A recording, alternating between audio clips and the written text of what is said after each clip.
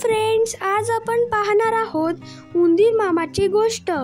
गोष्टीचं नाव आहे उंदराची टोपी.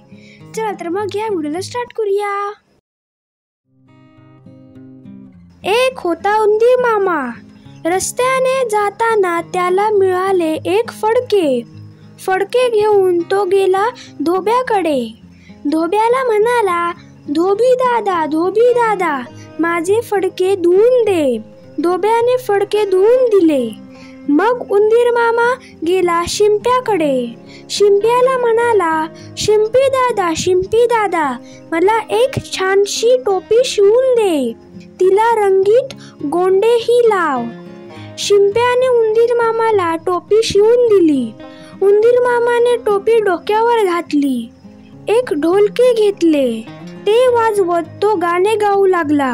राजाच्या टोपीपेक्षा माझी टोपी छान, धूम धूम धुमक. राजाने हे ऐकले.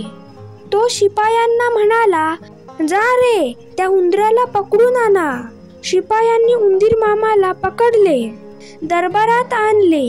त्याची टोपी काढून राजाकडे दिली.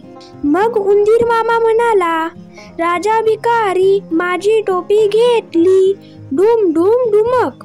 हे ऐकून राजा खूपच रागावला. त्याने उंदराकडे टोपी फेकून दिली. उंदीर मामाने टोपी पुन्हा डोक्यावर घातली आणि तो गाणे गाऊ लागला. राजा मला घाबरला, माझी टोपी परत दिली, धूम धूम धुमक. हे गाणे गात गात तो राजवाड्यातून निघून गेला. तात्पर्य: शक्तीपेक्षा युक्ती श्रेष्ठ. तर फ्रेंड्स, तुम्हाला हा व्हिडिओ आवडला असेल तर व्हिडिओला लाईक करा, शेअर करा आणि चॅनलला सबस्क्राईब करायला विसरू नका. Thank you friends and bye bye.